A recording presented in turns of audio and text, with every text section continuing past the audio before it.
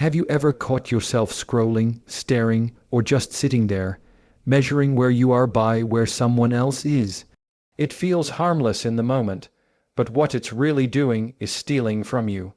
Every ounce of attention you give to their wins, their path, their pace, that's energy you no longer have for your own. And here's the truth: comparison doesn't motivate, it drains. It takes the focus off your progress and convinces you that someone else's chapter is more important than yours. But the second you pull that focus back, the second you stop feeding the comparison, you realize all that energy was meant to build you, not break you. We think the race is out there against everyone else, but it's not. The race has always been with the person in the mirror. The only real question is, are you further than you were yesterday? Because that's the competition that actually matters. Not their bank account, not their followers, not their timeline, yours. The growth you stack, the habits you build, the choices you make every single day, that's the scoreboard. And when you start looking at it that way, it stops being overwhelming. You don't have to beat the whole world. You just have to beat the old you. When you really stop and think about it, growth doesn't come from being everywhere, doing everything, and pleasing everyone. Growth comes when you narrow your attention. Focus is like sunlight. Spread out, it warms a little, but concentrated, it can ignite fire. And your life works the same way. Most people never grow because they never focus. They're halfway in, halfway out. They start, they stop, they jump from one thing to another, always busy but never building. It feels like motion, but it's not progress. Real progress demands direction, and direction only comes from focus. Here's the part no one tells you. When you focus on yourself, it's going to feel uncomfortable at first. You'll feel like you're missing out. While everyone else is posting, partying, or showing off their best life, you'll be in the quiet, in the grind, doing things nobody claps for. That silence, that's where growth hides. That stillness you feel, that's where your strength is forming. Focus doesn't make things easier. It makes you stronger, because when you lock in on one goal, you learn how to stay disciplined. You learn how to show up when motivation disappears. You learn that growth doesn't come from excitement, it comes from repetition. Every rep in the gym, every page you read, every hour you study, every time you choose to do the hard thing instead of the easy one, that's focus, and that's where growth happens. Think about it like this. Imagine planting a seed and then digging it up every few days just to check if it's growing. That's what happens when you keep switching paths, when you spread your energy in 100 directions. Nothing ever takes root, but if you water one seed, give it light, give it patience, that seed becomes a tree. That's your life, that's your growth. It only happens when you focus long enough to let it. And the beautiful thing, focus compounds. At first, you won't notice much. You'll feel like nothing's happening. But with time, the small things add up. That book you read each night, one day, the lessons inside it will save you. That hour you put into your craft. Months later, it'll set you apart. Those mornings you forced yourself out of bed, they'll build a discipline that no obstacle can break. Focus turns tiny habits into massive results. People will tell you you're obsessed. They'll say you're too serious, too locked in, too different. And they'll be right, because most people never unlock their potential, they scatter it. But you're choosing to channel it. You're choosing to invest it where it matters most, into yourself. An obsession with your own growth isn't weakness, it's power. Here's what happens when you make that shift. You stop comparing because you're too busy improving. You stop needing approval because your results speak louder than likes.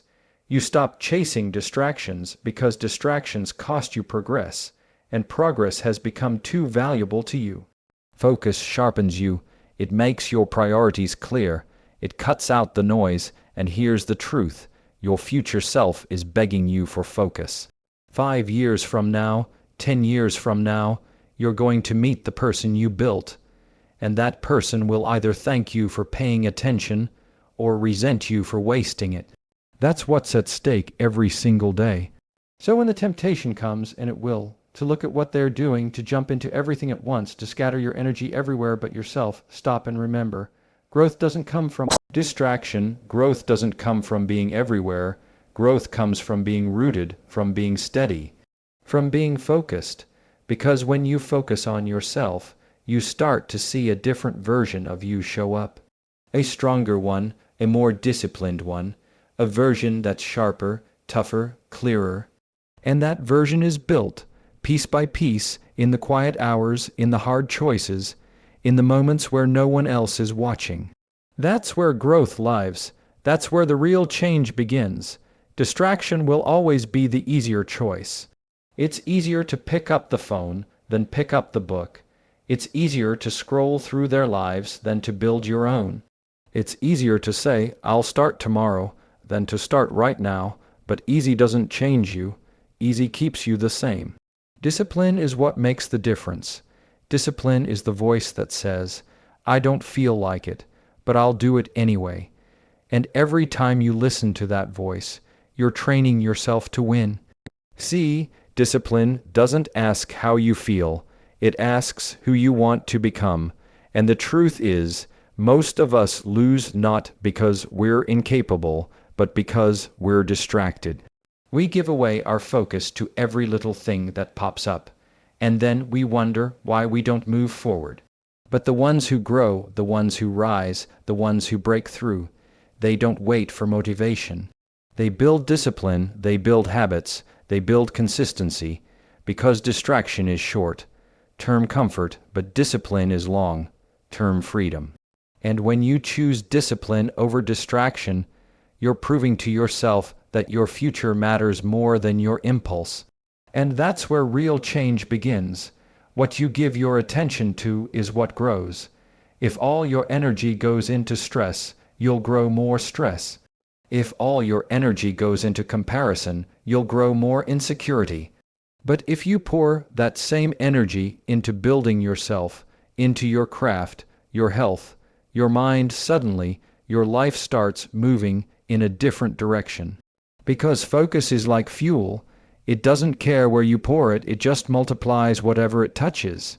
That's why it's dangerous to let your attention drift to things that don't matter. Every hour you hand over to gossip, to negativity, to worrying about people who don't even think about you, that's an hour you'll never get back. But every hour you pour into learning, into practice, into discipline, that's an investment, and investments grow. So when you catch yourself asking, "Why am I stuck?" or "Why am I not where I want to be?" the answer usually comes back to focus. Where has your energy been going? Because if it's been scattered, your results will be scattered too. But when you lock it in, when you direct it with purpose, your life begins to align, and that alignment, that's where the breakthroughs happen. Confidence doesn't come from someone else telling you that you're good enough. It doesn't come from likes, comments, or applause.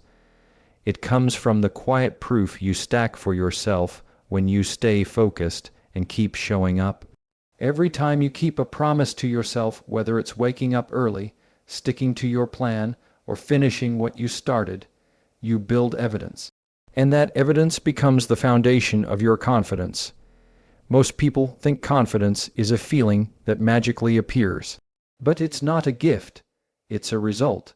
It's a byproduct of your focus. When you spend your energy scattered on everyone else, you never give yourself the chance to see what you're capable of. But when you keep your focus on you, you begin to notice small shifts. You lift a little heavier. You learn a little faster. You endure a little longer. And suddenly, you realize, "I can do this." That realization doesn't come from words, it comes from action. Here's the part that stings. The reason so many people struggle with self-confidence is because they keep breaking promises to themselves. They say they'll start, but they quit. They say they'll change, but they don't. And deep down, your brain remembers. It remembers the times you didn't follow through, so the next time you set a goal, that voice inside you whispers, "Yeah, but will you really do it?" That's not insecurity, that's lack of trust. Focus rebuilds that trust. When you set one clear target and pour your attention into it, you give yourself the chance to follow through. And when you follow through, even on the small things, your brain takes note. I said I'd do it, and I did. That's the seed of confidence. Not hype, not external validation proof. And the more proof you stack, the louder your inner voice gets. Not the voice of doubt, the voice of certainty. Think about how powerful that is. Imagine walking into situations where you don't need someone else to reassure you, because you've already reassured yourself through your actions. Imagine not second guessing whether you can handle something because your focus has built a track record that says, "I can." That's the kind of confidence that doesn't just show, it radiates. And here's the secret. Confidence doesn't mean you won't feel fear. It doesn't mean you'll never doubt.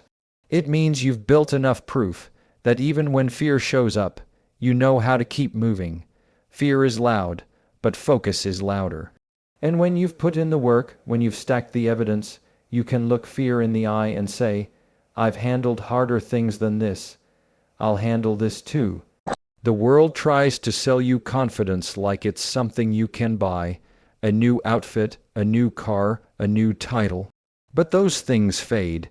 The kind of confidence that lasts is the one no one can take away, because you built it with your own hands, with your own discipline, with your own focus.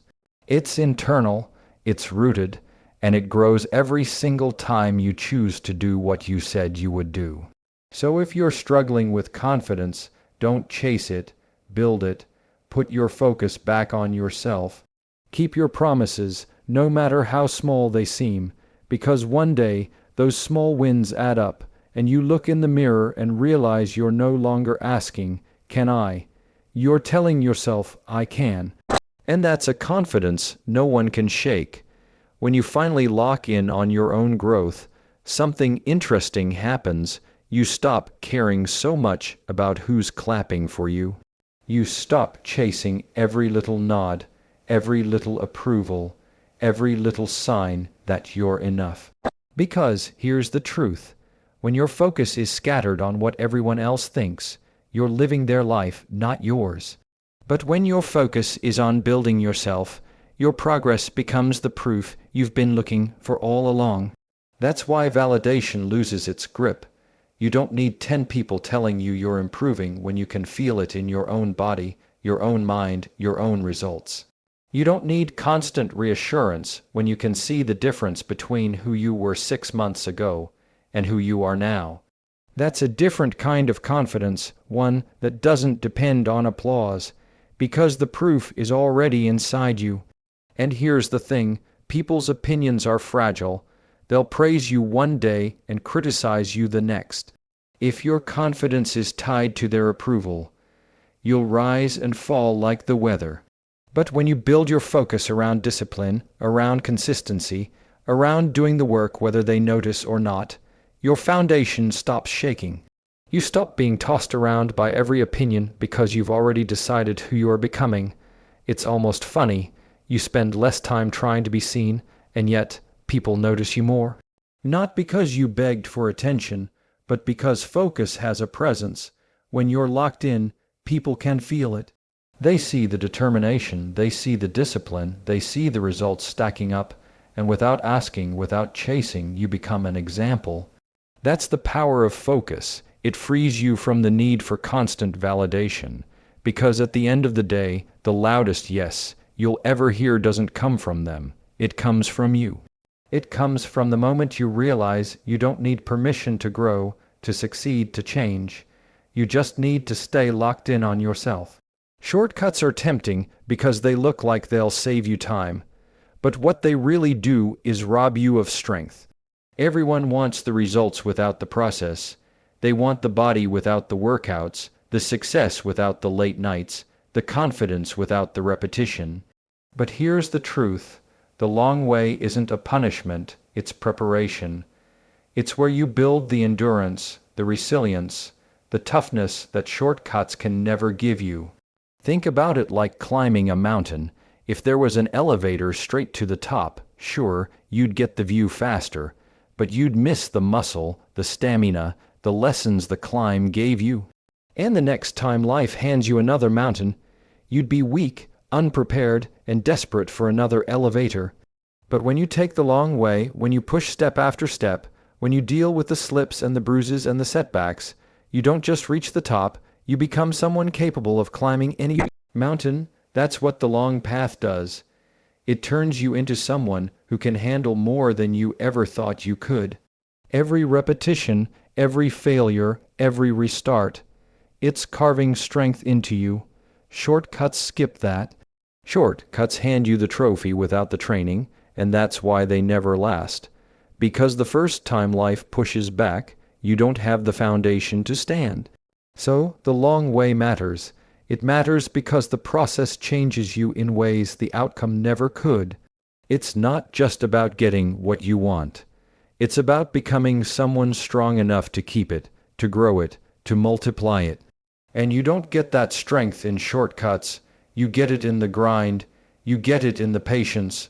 You get it in the focus to keep going when everyone else has already quit. When you start focusing on yourself, you won't even realize at first how much your energy shifts. At the beginning, it feels quiet. It feels like no one sees the hours you're putting in, the sacrifices you're making, the distractions you're walking away from. And maybe they don't, not yet, but here's the part most people miss. People can feel focus. They can sense it before they can name it. It shows up in the way you carry yourself, in the way you speak, in the way you show up. You don't have to announce you're working on yourself. You don't have to post about it, brag about it, or prove it to anyone. Focus has a way of speaking for you. And eventually, people notice. They notice your consistency. They notice how you don't get pulled into the same drama, the same gossip, the same negativity that used to eat up your time.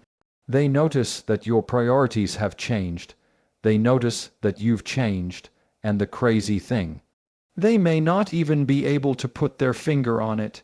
They may not say, "Oh, it's focus," but they feel it. It's in the discipline that shows up in your work. It's in the patience you carry in conversations. It's in the way you move differently, not rushed, not scattered, but steady, intentional. That's the kind of energy people respect without you ever asking for it. You'll also find something else happening. People who once distracted you, people who once kept you stuck, start falling away. Not because you cut them off with anger, but because your focus naturally pulls you into a different lane. You stop matching their patterns, and they either rise with you or drift away from you. And that's okay, because your growth demands space, your focus demands room, and then, without trying, you become an example. Think about that, without standing on a stage, without preaching, without trying to convince anyone. Your focus becomes contagious. It makes people ask themselves, why do they seem more grounded? Why do they seem more disciplined? Why do they seem more alive? And in asking those questions, you quietly give them permission to do the same. See, that's the real influence. Not shouting, not showing off, not chasing attention. Influence is built in the silence of your own focus. It's built when people watch you stay consistent, long after the excitement wears off. It's built when they see you handling setbacks without quitting. It's built when they notice that you no longer break under pressure the way you used to. That's the kind of thing that inspires not because you said it, but because you lived it. And here's what's powerful about that. Focus has a ripple effect. It starts with you, but it doesn't end with you. Your friends notice, your family notices, your coworkers notice, even strangers notice, and little by little, your focus pulls them higher. It makes them think differently. It makes them believe maybe they can stay consistent too. Maybe they can grow too. Maybe they can change too. You don't even realize how much impact your focus has until someone pulls you aside and says, "I've been watching you, and because of you, I started working on myself." That's the kind of compliment money can't buy. That's the kind of influence you can't fake. And it all started with you locking in on yourself, quietly, consistently, relentlessly. So don't ever think your focus only benefits you. Don't ever think that staying disciplined, staying locked in, staying committed only changes your world. Because whether you see it or not, people are watching, they're learning, they're being moved by your example. And one day, your focus becomes the reason someone else finds theirs. Life is going to hand you a lot of things you can't control. You can't control the economy, you can't control the weather, you can't control what people say about you or how they treat you. And if you spend your life chasing control over everything out there, you'll always end up frustrated, burned out, disappointed. But here's the good news. You don't need to control everything, you just need to control you. That's where the real power is. Because the truth is, you always have a choice. You can't choose what shows up at your door, but you can choose how you respond.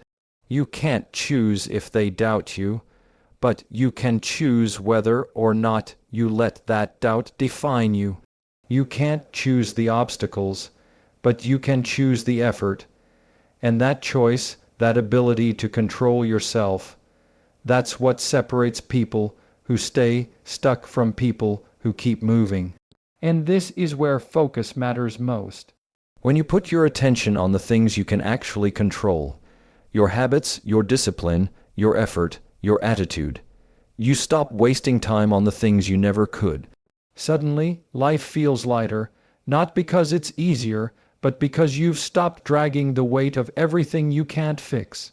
You've narrowed your energy to the one thing that's always been in your hands, you, and the beautiful part. When you master that, everything else starts to shift. Your relationships improve because you're not trying to control other people. You're focused on showing up as the best version of you. Your work improves because you're not paralyzed by what could go wrong. You're focused on the actions that move things forward. Even your mindset improves because instead of living in frustration, you're living in focus. At the end of the day, you are the one constant in every situation you face. The world changes, people change, circumstances change, but you go with you everywhere. And when you learn to focus on controlling yourself, you realize that's enough. That's always been enough. And when you step back and look at it, it all comes down to this. Your life moves in the direction of your focus. The more you pour into distractions, comparisons, and things you can't control, the more stuck you'll feel.